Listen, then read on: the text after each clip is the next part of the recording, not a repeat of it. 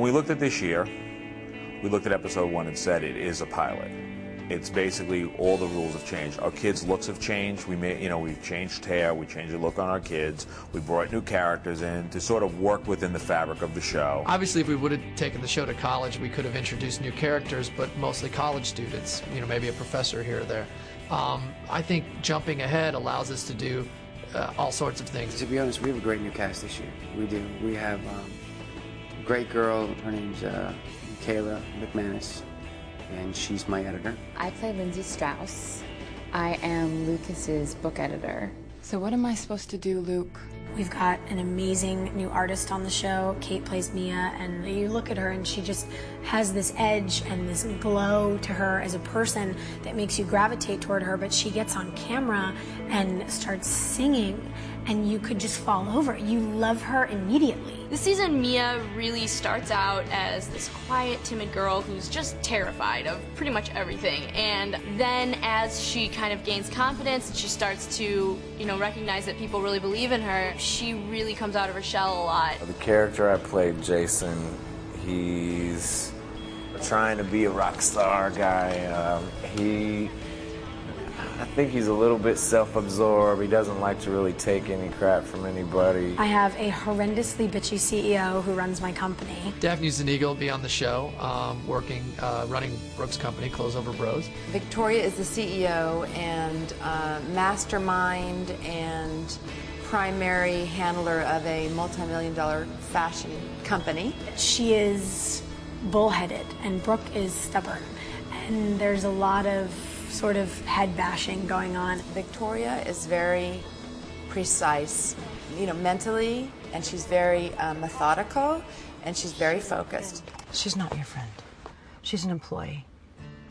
And we have Millicent, who's Brooke's assistant, who's, sort of reminds me of Mouth, sort of the female Mouth in a way. Millicent is a very quiet, hard-working, sweet girl who really loves her job and loves to please everybody. Not the New York Knicks, you goof. The Knicks. Nick Lachey, Nick Zano, Nick Reed, whoever. And tell Victoria to wait for me in the limo. She's not gonna like that. Well, she works for me.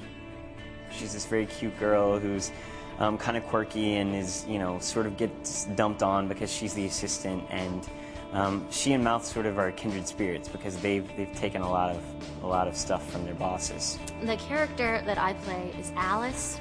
He has a firecracker for a boss, and she's quite a character. She kind of says everything that you want to say to people, but you censor yourself. No, she doesn't censor herself. She just says it. And we also have Owen, the bartender, who winds up getting into relationships with some of our girls. I don't want to give too much away yet because I don't want to ruin it, even though it's probably all over the internet already. I can't give away too much right now, but I can tell you that Owen's got a past. Owen's got a history. So I think a lot of the characters in Tree Hill have, something. They're complicated. Something else happened to them, and I think, Owen's no exception. We'll meet a new Ravens basketball player, Quentin. Played by Robbie Jones, and he's a really great actor. He's a great kid, and he's a really wonderful basketball player. Quentin is an interesting guy. He's a very cocky, arrogant kind of character. He's basically NBA bound in his own mind, and nobody can tell him anything. My character is Carrie, and she comes on as the nanny for Nathan and Haley's kid, Jamie.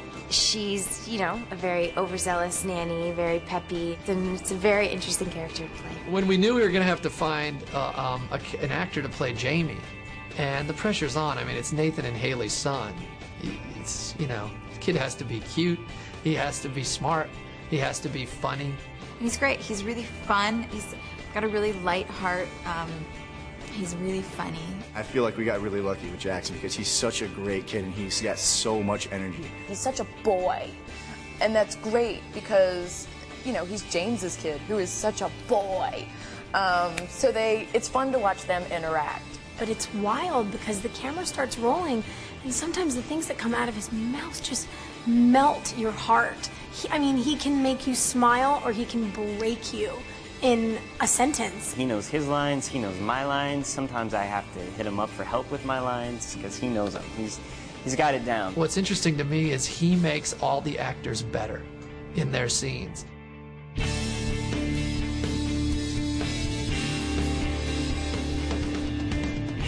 Everybody who's come in here has fantastic energy, and they're playing their characters so well. We've got great actors, and they're all really good people. You know what the great thing about the show is? We got the characters that you fell in love with for the last 4 years, but they're back 4 years ahead, so their lives are a lot more interesting and a lot more complicated. And we've added new characters that will sort of enhance the storylines and add for more complications. It's adding a lot to our cast and to the spice of the show. I think people are going to be really happy.